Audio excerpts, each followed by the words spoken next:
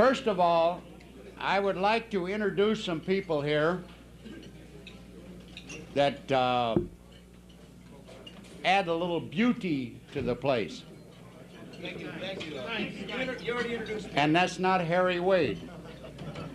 First of all, my wife, Fran Wellman.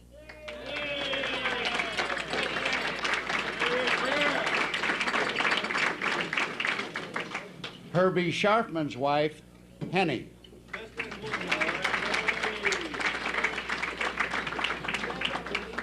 Ann Feller. Where are you, Ann?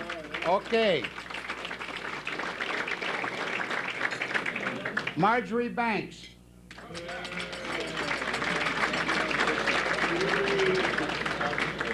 Roxy Campanella.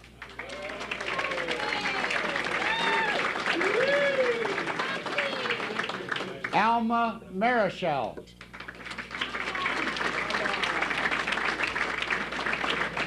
And the better half of the Roberts family, Mary Roberts. Bev Snyder.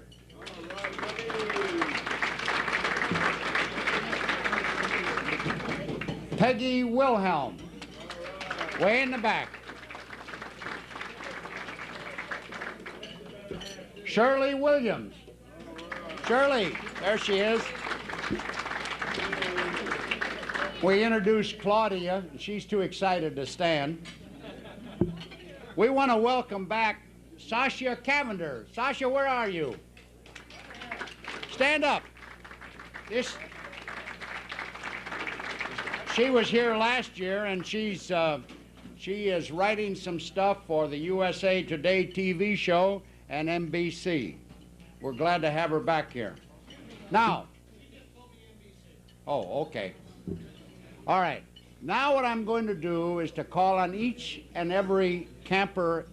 We're going to go around the room. I want you to stand up, loud and clear, give your name, where you're from, why you're here. Starting. How about that? That shows you how Willie knows me. I'm not married. I'm Harry Wade from Alice Springs, Australia. I'd like to thank me for sending me here this time, and I really just come here to see Fran and Roxy and Henny and Bev. I'm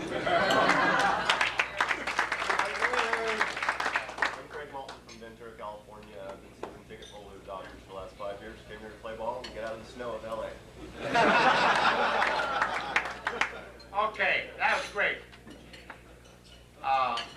We're going to get into the awards for the day now. We had a great day out there today. I'll tell you, all of the opening games were very close. Wait a minute, Craig, where are you going? And these close games are what we're shooting for. That's what we're all looking for, and they were close today. Every night, we award, it's called a Potato Head Award, to a player on each team who's contributed to his club's best effort. This award started years ago with the Dodgers, and we've carried it on here in these camps. The award, if you look at the back of this head, we had a trainer by the name of Paul Padilla that looked exactly like that. And that's why we've carried on. This is really kind of the Paul Padilla Award. Before I get into the awards, I want to say something. We set a record out there today. Not too many people realize it. But we set a record today on the first pitch of the camp. This is the game that started before any other game. Herman Rusomano hit a home run. That's the first time that has ever happened. Herman, congratulations.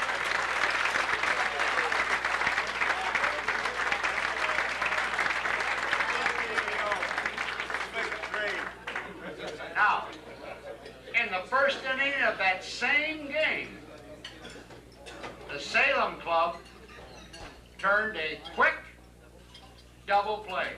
I've never seen a first inning double play like that. Dunning to House to Scheffler. Boom, boom, boom. A great double play. So that's another thing that was a record today.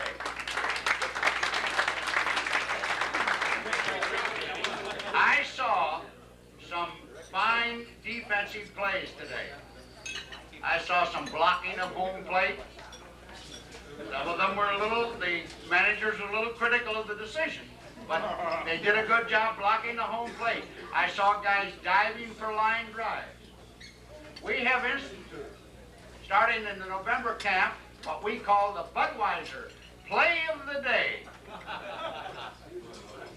And the Budweiser Play of the Day today goes to a man who turned a potential single into center field into an easy out at first base with a bullet throw. Harmon Rusomano.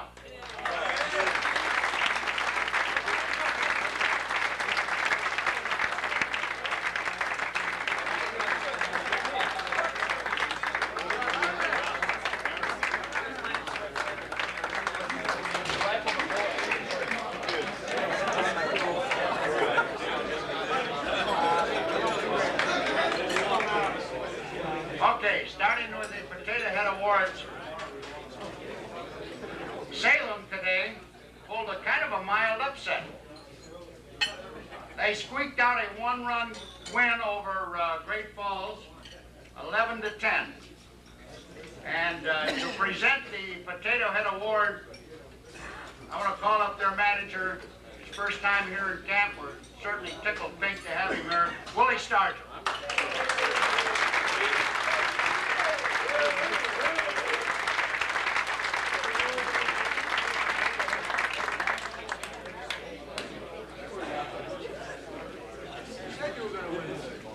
Hey, Willie, you gonna teach us all karate?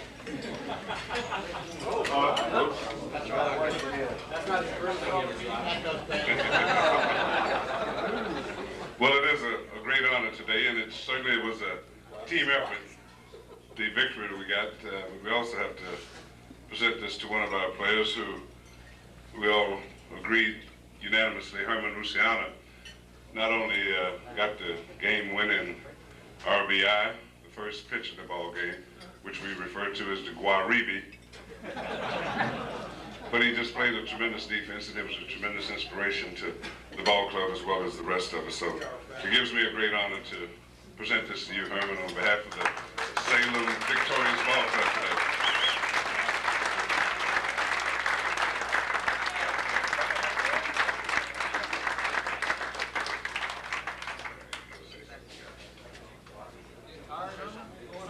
I enjoyed the game today. Coach Stargell led us all on. We played real hard together, and we look forward to winning a few more games. So thank you. I would like to now call up, is he here? The manager of the losing team in that game. Robin, are you here? Oh, that's good. Would you please come up and present your Potato Head Award? He's not too happy tonight.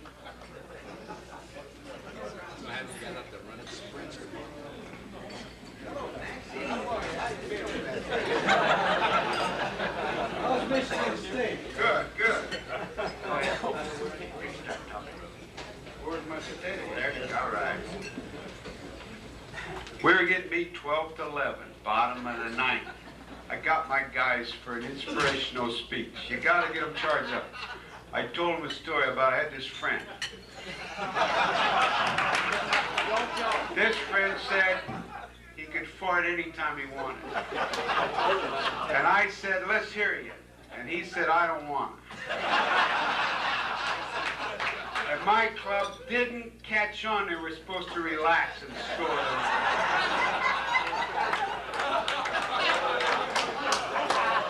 Hey, I got the best club, but we got beat. So what the hell? We got a tough draft. We got a hell of a club.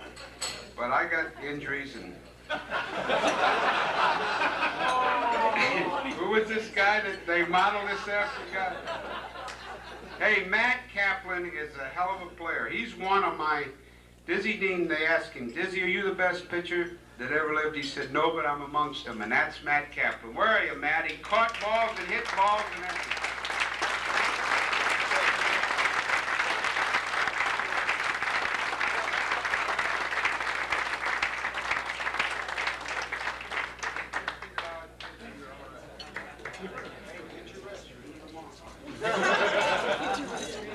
coach told us that if we won, he was a good coach, and if we didn't, then somebody else was coaching. He said that he'd show us how to win at the victory party. So we'll see you there.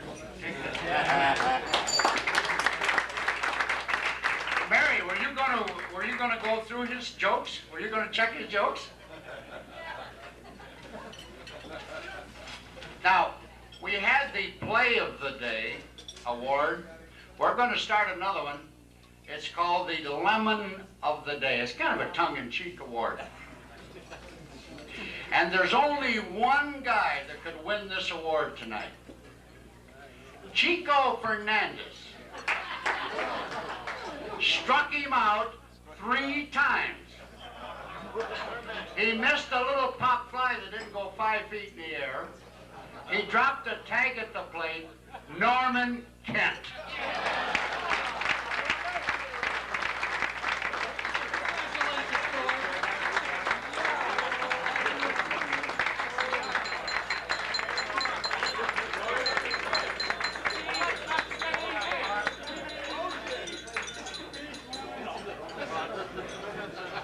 Many of you don't realize I just got here at 5:30. This was my twin brother. My younger brother was here all day. No. I know what you meant when you said you had a bad day today. In the other one-run game we had today, Bakersfield came back from a 6-run deficit to edge Vero Beach 9-8.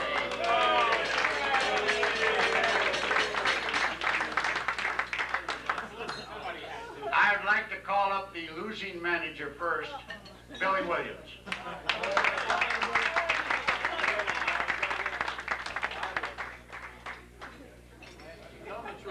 Loser, I don't like that word, guys. You know what's going to happen tomorrow? We're going to run 5 miles.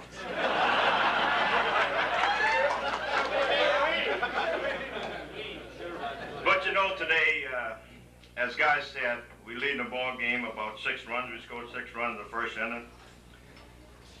And it seemed like everything fell apart. But I did put guys in there. Waltz played third base, made a hell of a play at third base. You know, I'm all on the ground, turning my head, but he's making a double play. I didn't see it. And Lance, you know, he made a hell of a catch in center field. One of those Willie Mays style catches, you know, in 54 World Series, when he went back in the Polo Ground and made that catch. Made a hell of a play, saved a couple of runs. But my award goes to a player who has done outstanding as a ball player. When you ask him to get on base, he will get on base. He got a walk today, and it seemed like every time we got some runs, he started off the inning. So my award goes to Junior Marquis.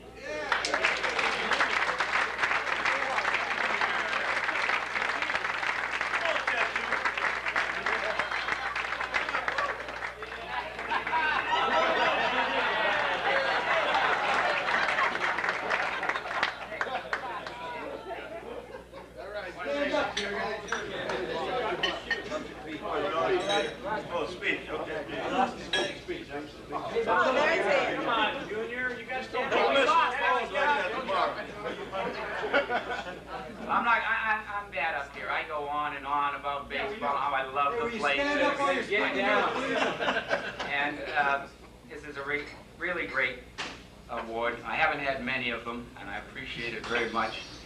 And it's tough being a loser, but the ball club, they really came back, and a good bunch of guys. And Catfish, I wanted to pitch for us. You guys, I went up there and I said, can we have our pitches tonight in the game? I knew it was happening, right?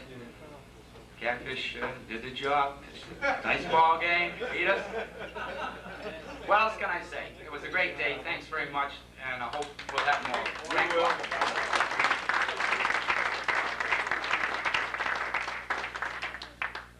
Warren Spahn, the winning manager.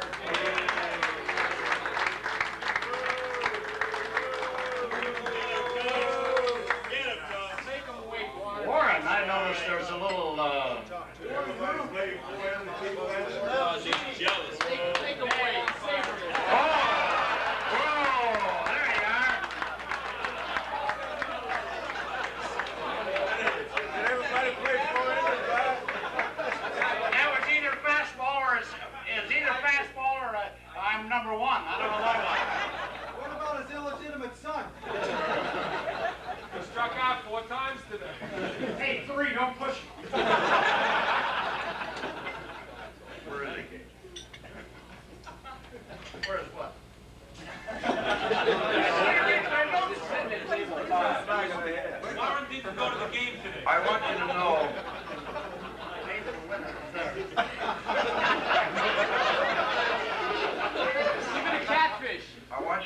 if I had an illegitimate son, like the guy that came up here and said that, I'd have killed him a long time ago.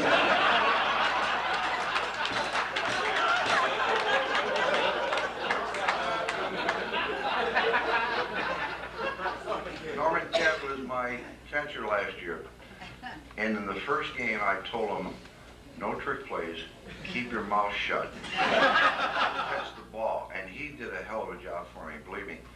And I think that his heart is still with my ball club because evidently he did everything to lose today. And the irony is that I went through the list of the people I had last year, and I thought that I was going to draft the people that I had last year, and thank God I didn't have a chance to get Norman Kent.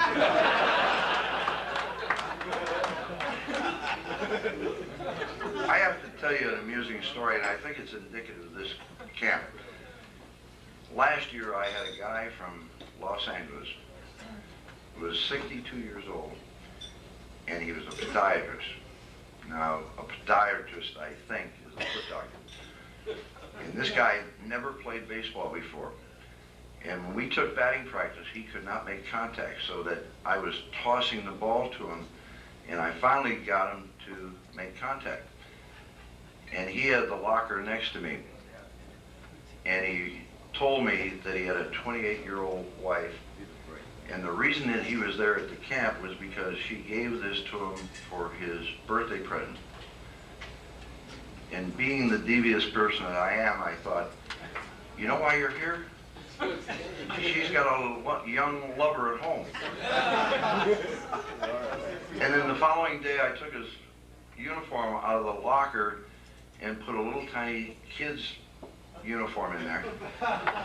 And of course, he couldn't get into it, but he got a hell of a charge out of it. And finally, I put him in the ball game, and he finally made contact, and he hit a ground ball to the second baseman, and he pulled both hamstrings going to first base.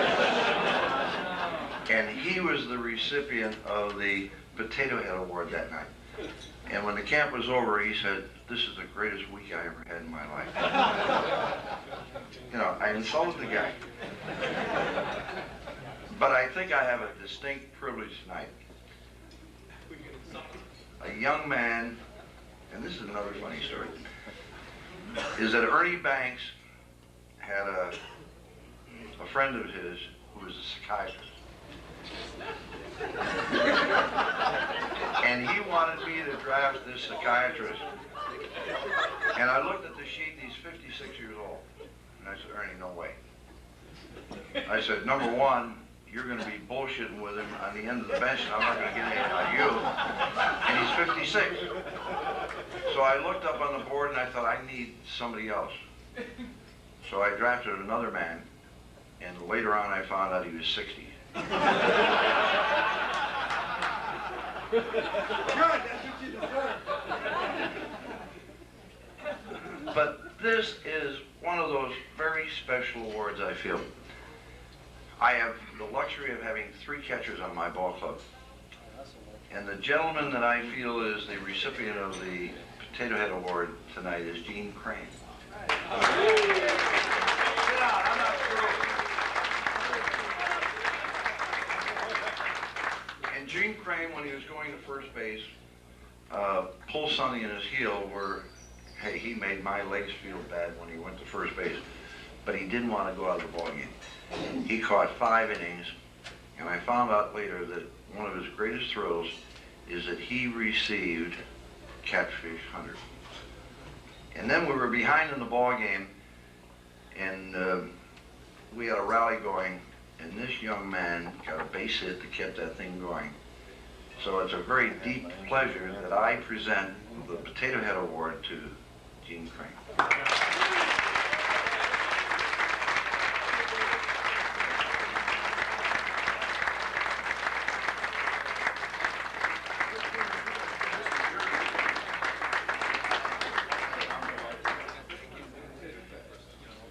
Thank you, guys. Listen, if 1 year ago today somebody had told me that I was going to be spending 5 innings behind the plate at Vero Beach catching catfish hunter, I would have thought they were crazy and smoking funny cigarettes. It's a big, I've already had my fantasy. That was great.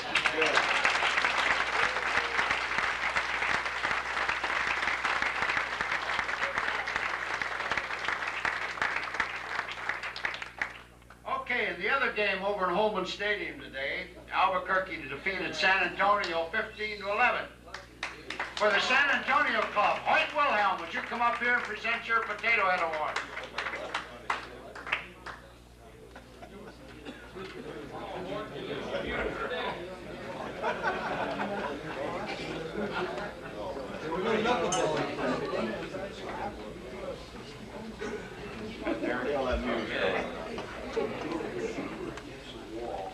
Potato Head Award. Okay, our team, we played a good game over there today. We lost, but I was very satisfied. We scored enough runs to win, but the other team got lucky and had that one big inning on us, and that just about killed us. But anyway, we'll get them tomorrow. And just remember one thing, I've seen it go for weeks like this and then get worse.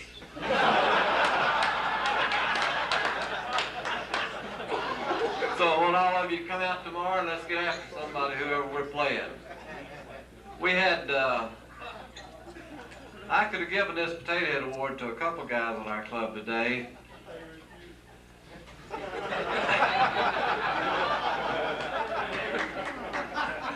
I think I'll probably pitch Stargell tomorrow instead of Llewellyn. He beared down on us a little too much at times there, I believe. But anyway, we had some good hitting from a couple guys. We had some good defensive plays. We selected our catcher Dave Watson for the Potato Head Award tonight.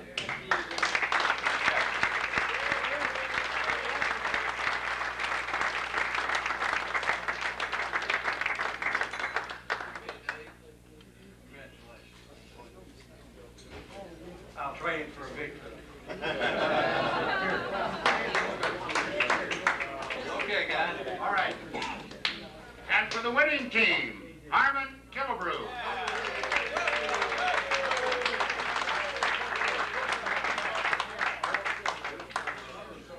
Give it to Lady Luck.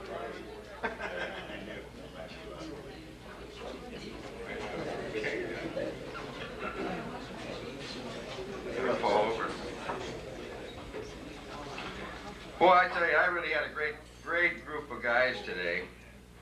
I was a little disappointed when the drafting started, but let me tell you what happened today over at Holman Field. Here's what our guys did.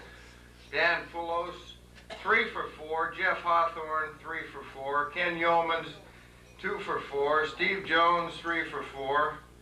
Steve Bernhardt, 1 for 4. And his brother Dave, 3 for 4. Steve Self got 1 for 4. Art Ashman, 3 for 4. Pat Iantorno, 2 for 4. David Siegel, 1 for 4. Stanley Kesselman, who never played baseball before in his life, 3 for 4. That's 28 hits. And there was another guy on our ball club, Warren Spahn's son, went 0 for 4. He's the only guy in the whole lineup that didn't get a base hit. Norm Kent. Well, we were glad to have you, Norm. Did a good job catching and really gave his best effort. Of course, we beat Wilhelm's team over there, as the guy told you, 15-11. We were down 9-7 going into the 8th inning, and we scored 6 runs. We had so many guys that did such an outstanding job, it was very difficult to pick the guy to receive the Potato Head Award tonight, but we had a guy that hit 4 rockets, 3 base hits, 3 for 4. He drove in 5 runs, and the only out he made in the ball game, he hit a line drive that the shortstop made an outstanding play on, and he played great defensive third. It's a pleasure for me to present the Potato Head Award to a veteran here, Les Lewis. Les.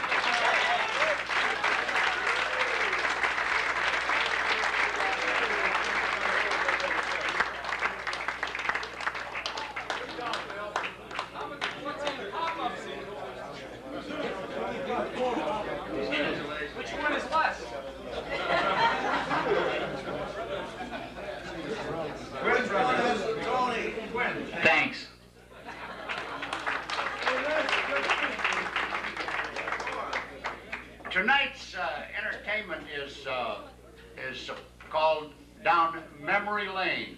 And we're going to call up some of the Hall of Famers to give you some of their memories in their great careers in baseball. The first one I'd like to call up is a fellow who has a story every time I talk to him. He keeps telling me about Johnny Orr and all these other guys. Robin Roberts, would you come up here, please?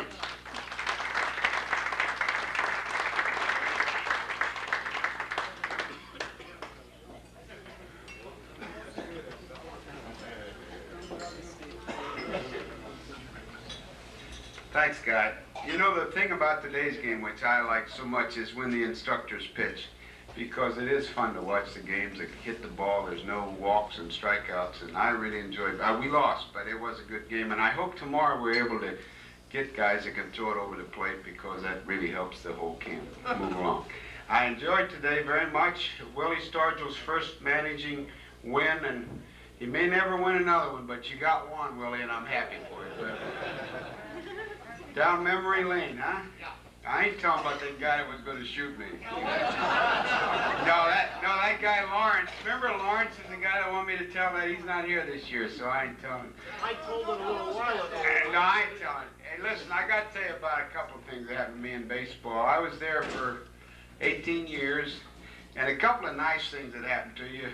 You meet guys in baseball that are lifelong friends. I met a guy named Curt Simmons. A lot of you are old enough to probably remember him. And Curt and I, he was a bonus kid out of high school when I was a bonus kid out of college, and we joined the Phillies in '48, and in '50 we won the pennant, and we lived next door to each other. Mary and Dottie are very close, and we lived together next door to each other for 19 years. Our kids grew up together, and Curt runs a golf course now that we own and is very successful. And it's really been a wonderful thing for me to have made his acquaintance out of being in professional baseball. But for guys in this room tonight, some of the players may have been involved with Curt Simmons. He has to be one of the all-time people I've ever met in my life. He was not only an outstanding pitcher, but he has a great way about him. He's a Pennsylvania Dutchman, and he just has some sayings and some things that I thought I'd repeat to you tonight, which I found very interesting. One of the oddest things about it, Curt was a left-handed pitcher, and Henry Aaron, of course, was a great right-handed hitter and hit all the home runs that he did, and he was a fantastic batter. And if you ask Henry, if he was here tonight, and you ask him who was the toughest pitcher he ever hit at, he will tell you Curt Simmons. Now, Curt Simmons had a big lollipop slow curveball that you couldn't believe. It actually just almost like Sewell's blooper pitch, only not quite. And Henry Aaron, Curt would pitch to him. He'd walk up there. He'd throw this looping ball. Henry would either swing and miss it or pop it up. One day in St. Louis, when Curt was with the Cardinals, he threw it to him. Henry got so excited, stepped on home plate, hit it on the roof in Old Sportsman's Park, and the umpire called him out for stepping on the plate. It was the most fantastic thing you've ever seen. And I know Bob Gibson has told me, because Bob was Curt's teammate with the Cardinals, and he's told me about one day they're in Milwaukee, and Curt's got him beat 6-2, and it's the ninth inning with 2 out, and Henry's up. Third out of the game, I mean the last out of the game if he gets him out, and everybody's standing up in the Cardinal dugout hollering, throw it to him, throw it to him, throw it to him. So Curt winds up and he kind of jerked himself off when he pitched. He had a peculiar motion. He lobs it up to Henry. Henry swings at it, misses, and everybody in the ballpark's laughing. But most people didn't realize the first time that ever happened, I was Curt's teammate in Philadelphia, and he was beating the Braves 1-0.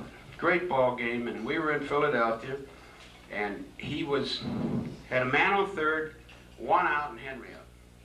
And he wound, and this is the first time he ever did it, and he wound up and gave it the wiggle and flopped it up there. Henry popped it right straight up, catch it, next guy makes out. Curt wins 1-0. So we lived next door to each other, and we're driving home after the game. And I said, Lefty, I got to ask you something. He said, what's wrong? I said, how in the hell can you lob that ball up there to Henry like that? He said, did you ever see him hit my fastball? That's when he started throwing that in. I'll tell you, for all the shots Henry hit off me trying to blow it by him, I thought, God, I wish as I think now, I thought, wish I'd have lobbed that ball up to him. Maybe I wouldn't have got him out, but he wouldn't have hit it quite so hard, I don't think. Curt had one other thing. Meeting, Curt broke in with the Phillies. We had a man named Eddie Sawyer who was our manager. We won the pennant in 1950, which was a very exciting thing for Philadelphia. They hadn't won one since 1915, and we were all young, and it was a great experience. But Eddie Sawyer was our manager, and he was a former college professor from Ithaca College and a tremendous person. He was quiet, but he was solid, and he knew how to manage. So all during that season, 154 games, we never had a team meeting. Now imagine all the computers they got now and all the things that go on in baseball and everything. We won a pennant with the Philadelphia Phillies, and from opening day in spring training till the first meeting we had was to discuss the Yankees in the World Series. So consequently, we were not confused. You know what I mean? There was no confusion on what to do. So most guys have a tendency, a lot of managers, I shouldn't say most of them, some of them have a tendency to go over batters. They go over a lineup, right? It reminds me to diverse a little bit from that Leo Durocher one day. We were in Milwaukee and I was pitching in an All-Star game. And they had a lineup. They started with, I don't know, but Yogi was in there, and Kaline was in there, and Ted Williams and Mickey Mantle. And if you start going over that lineup, you call the game off. You know what I mean? You say, wait a minute, what the hell? I can't pitch to these guys, right? So we were going over that lineup in Milwaukee, and we get down. I remember I was sitting next to Jackie Robinson, and we go, well, now watch out for Kaline. He hits this, and he hits this, and this guy hits this, and now Williams. God, be careful. Williams, he does this. And do this, and now Yogi comes up. So Durocher says, does anybody know anybody about that bastard Yogi, the way he hits? And I said, well, I'll tell you, Leo, he's got a pretty wife, and I don't know how he did it. With that, I look up at Jackie Robinson laying on the floor laughing like hell. He said, because seriously, when you think about it, you talk about hitters like that, there's just no sense in going over it, because they are hitters. You can't handle it. So anyhow, Curt was brought up in this era of, we didn't even have meetings, right? So Cardinals, when he was with them, Johnny Keane was one that liked meetings. And they went over with charts where to play this guy and where to pitch this guy. And they all used to go to play him over close to second, play him here, I'm going to do this, I'm going to do that. Well, every time Curt pitched, he used to say, now look, play him straight away. When I get ahead, take a step towards the opposite field.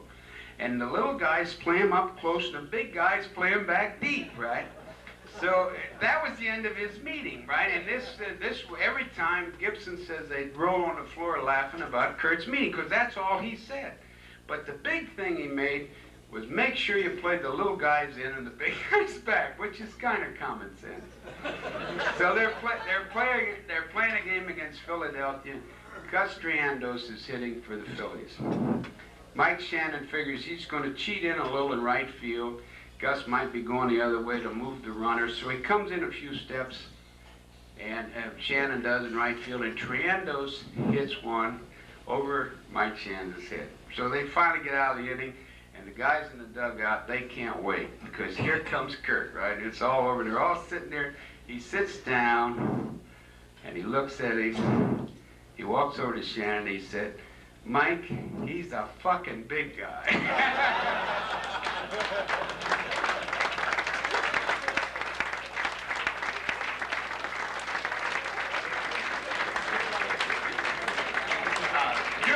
Can you top that?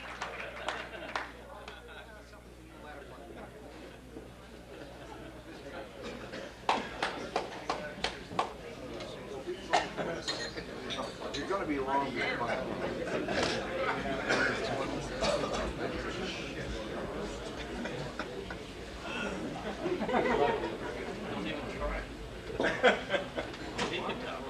Guy, I can't top that.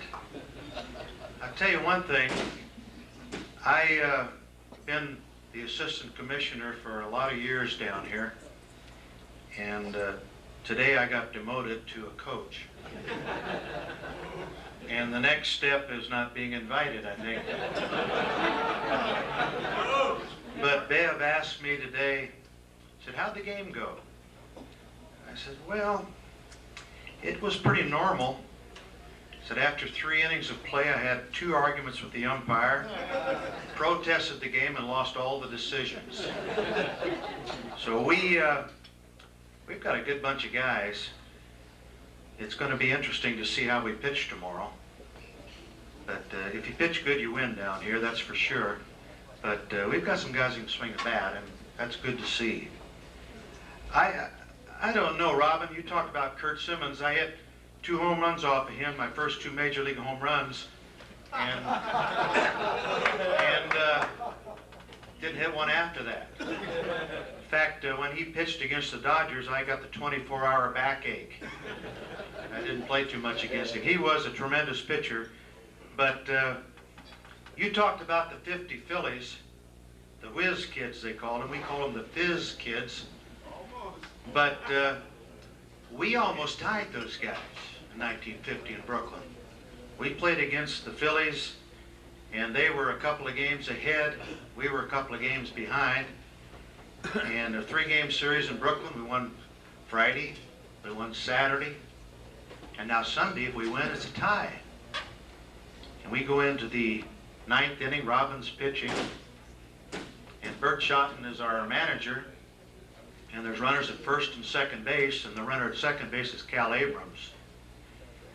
And no outs, so I walked over to the bench because I'd had some problems with Bert Schotten earlier in the year. He asked me to bunt in the first inning, and I popped it up. And I came back to the bench and threw my bat at the bat rack and said, how can you make a 320-hitter bunt in the first inning? And he fined me. Which was normal, I wouldn't have been mad if I'd got the bunt down, got the runners over, but I popped it up. And so I figured that with 2 on and nobody out in the 9th inning and the score tied, might be a good time to go over and talk to Mr. Schotten. So I went over to Bert. He was the type of guy who didn't put the uniform on. He just had a jacket and a hat on.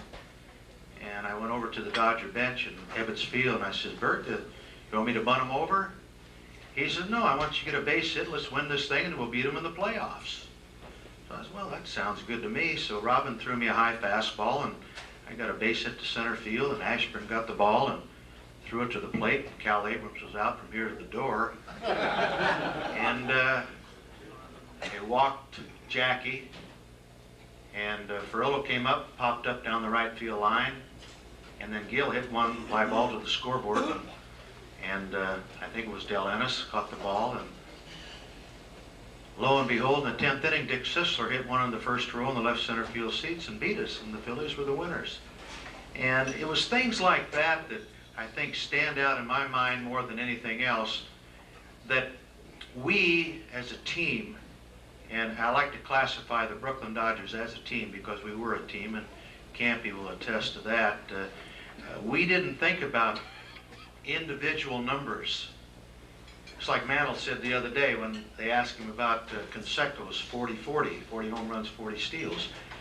He said, Mantle said, well, heck, if I'd known it was such a big deal, I'd have done it 2 or 3 times myself. And it's the truth.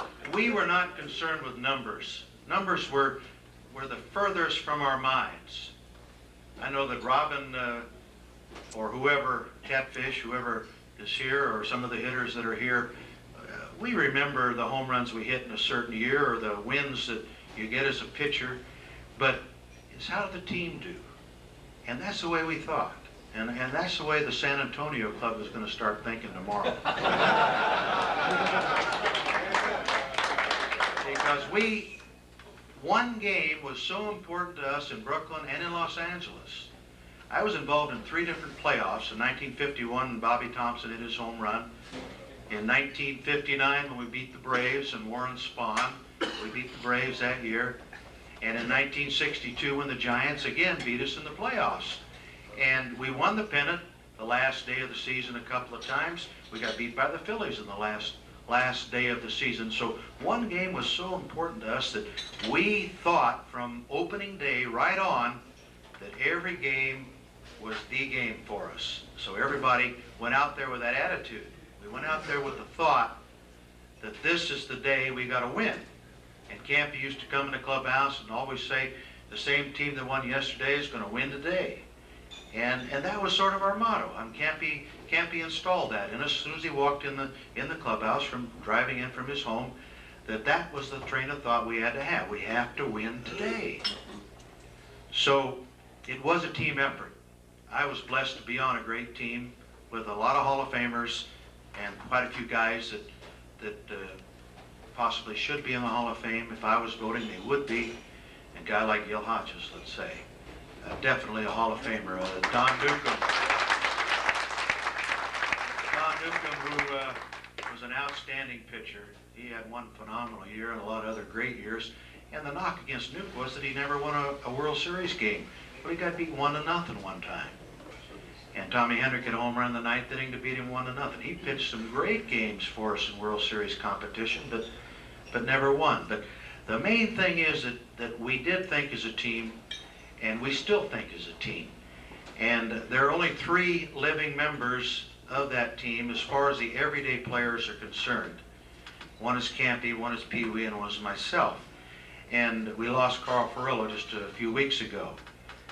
And this story was in the New York papers. Jack Lang wrote the story, but I'd like to relay it on to you and take it in the right perspective, because we're all like brothers and we loved each other immensely, and we got along exceptionally well. There was no professional jealousy on our ball club, but Pee Wee and I and Bev were sitting at Jim Gilliam's funeral around World Series time when Gilliam had passed away.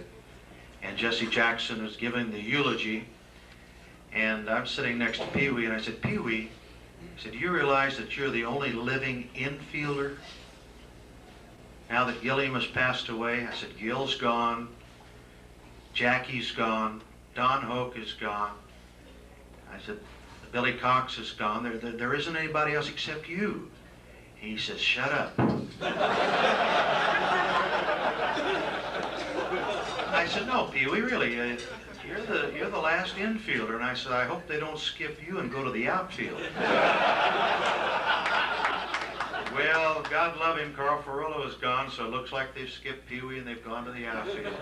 So we'll just have to wait and see what happens. But we all enjoy coming to this camp. We love you guys, and we know you're going to have a good time here, because we Hall of Famers and we Dodgers in November just love to try and teach you a little bit more about the game and to show you that it's not all dollars and cents as far as playing the game is concerned.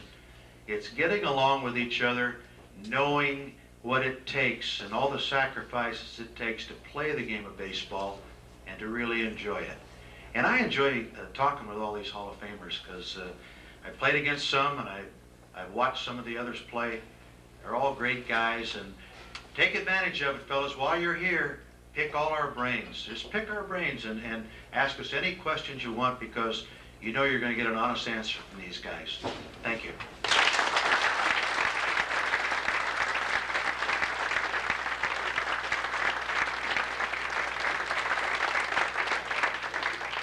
Tomorrow night you're going to hear from Roy Campanello and Ernie Banks, so I'm not going to call on them tonight. I'm going to call on a few more because it's very hot in here. The rest of the guys are going to get a chance to speak in the next couple nights. But I'd like to call up the pride of the Dominican, Juan Marichal.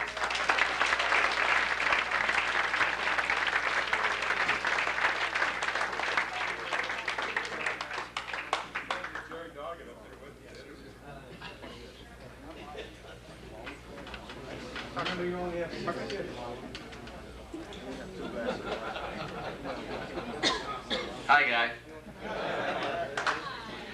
You know, I'm not feeling too well tonight. We got beat today. But we play good. We play good, we have good players, and I'm very happy. You know, a lot of managers and coaches was mad, you know, when we try to draft a player today. They say, oh, I picked the best one, and we had some good ones. But I assure you that not all the time the best team wins.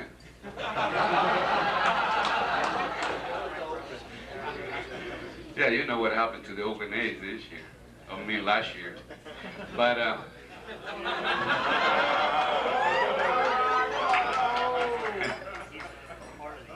I want to tell you a story that happened to me a long time ago.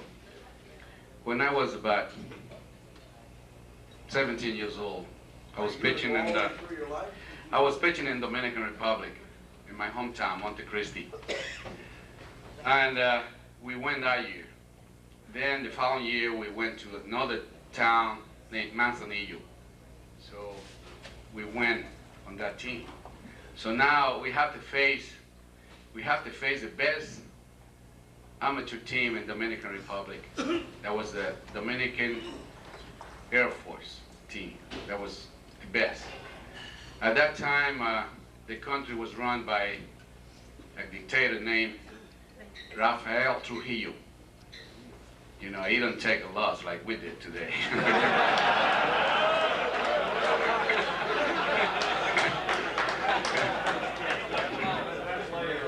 So, playing for Manzanillo, I got to face the Air Force team.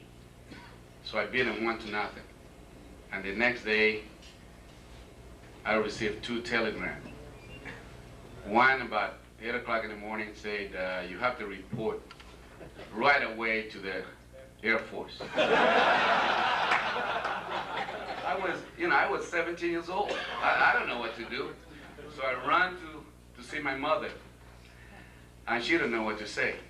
And I wait to see what, the answer she was going to give me. So about 4 o'clock in the morning, a lieutenant came in with another telegram. They want to know if I have left already. So I was there, and when we received the second telegram, my mother came up to me and say, well, son, we cannot say no to those people. So I was waiting for that, and right away I left. So I joined the Dominican Air Force in 1957. Now I'm pitching for the best team in Dominican Republic. So this time we went to face Manzanillo, the team that I was playing year before. So we got beat on the doubleheader. So now when we come back to the capital, Santo Domingo, where the Air Force base is, they put everybody in jail. I mean everybody. The manager, the coach, everybody. So they sent a commission to Manzanillo to find out why we lost. So while these people was investigating over there, we were in jail. So we have to wait about 6 days before they came. They find out that we lost because the other team played better.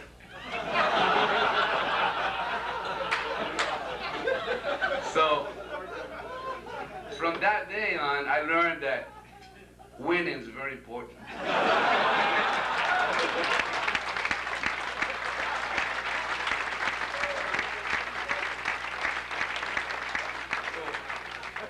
Hard for me to lose, but I learned that from that day. Yeah, and I'm very happy to be here. Last year I couldn't make it. I was hoping that I'd be here last year, but a year from today, my mother passed away, and that's why I wasn't here last year.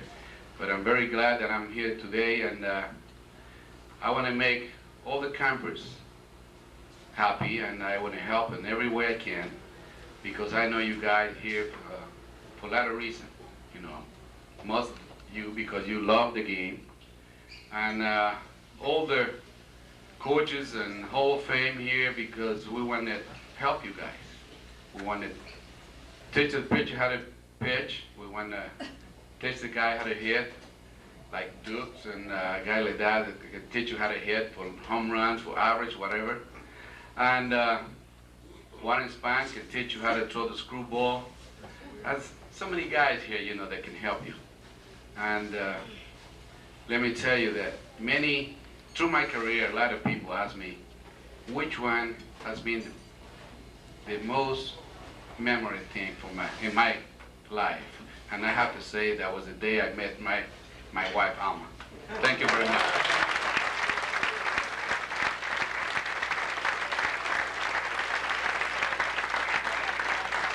Thank you, Juan. For the last one of the evening, we're going to call up a man who spent a lot of time with the ball club that they just kept on winning. They kept fighting all the time. They had a lot of problems. They were always in the newspapers, but they kept on winning. Catfish Hunter.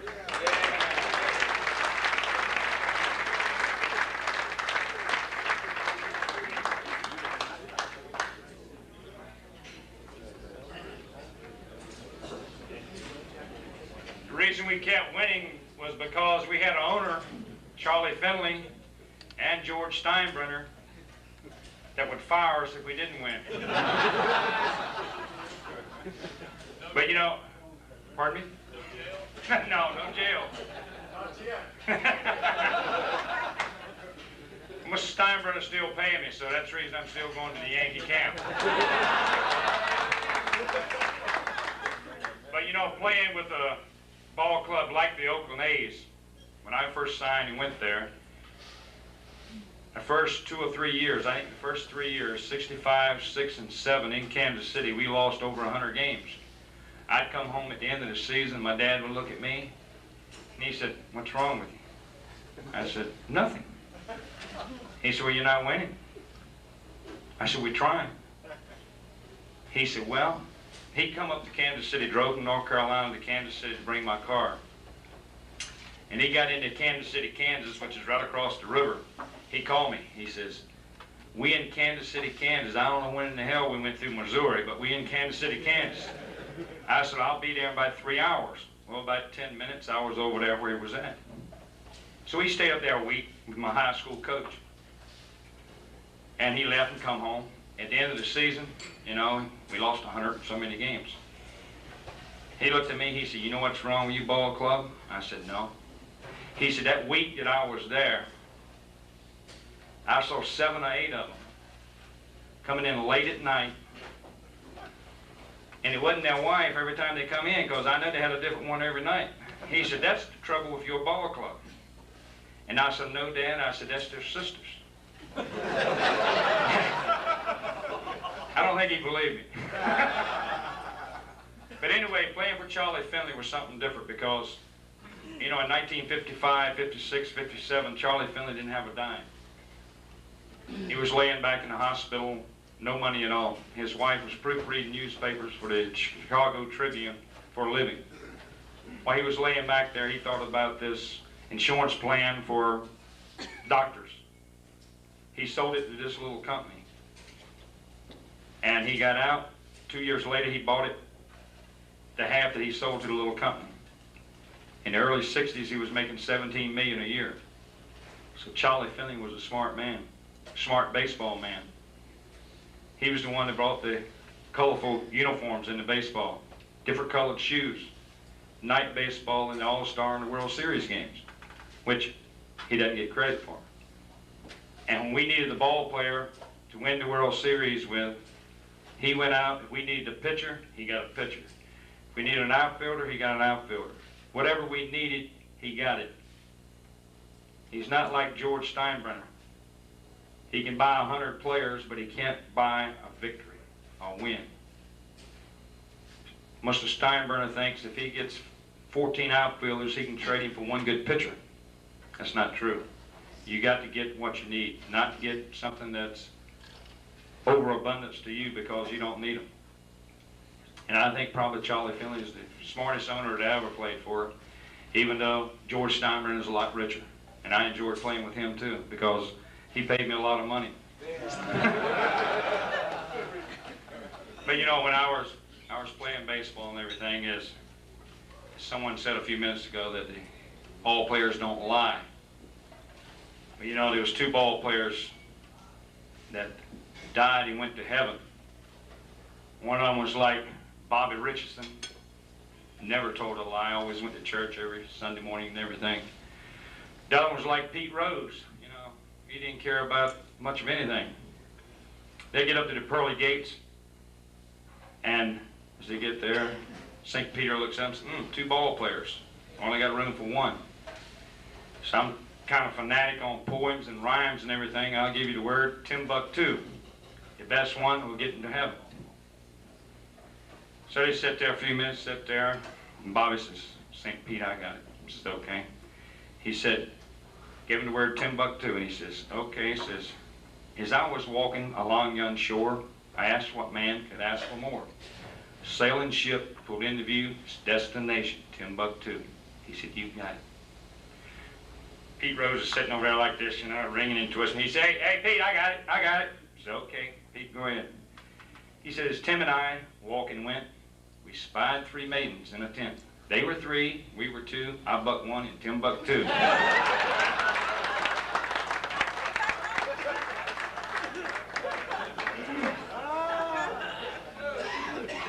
Another thing that ball players doesn't lie either, you know, 2 of them got married, and I want you to listen to this now.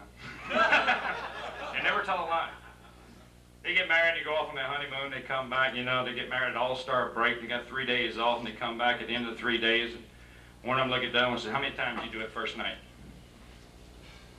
7 times. Say, 7 times. So how many times you do it second night?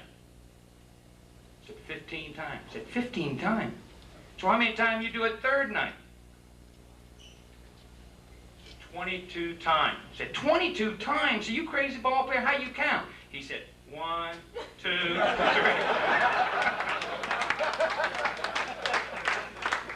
You know, baseball players.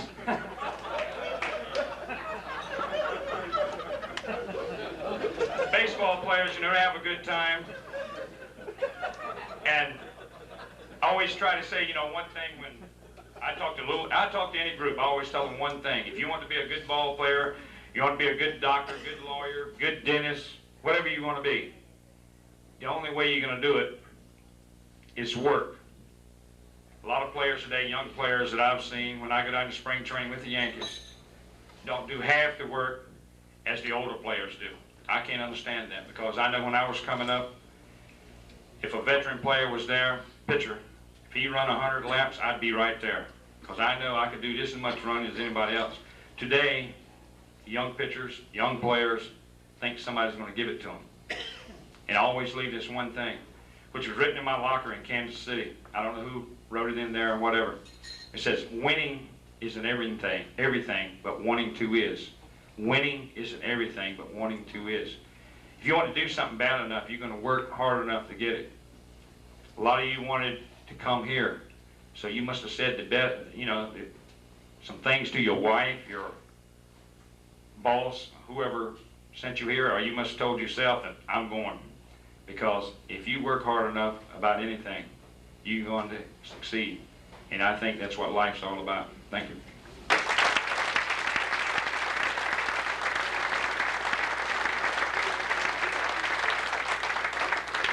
Okay, we're going to have all of the rest of them say something tomorrow night, and it's been a good night.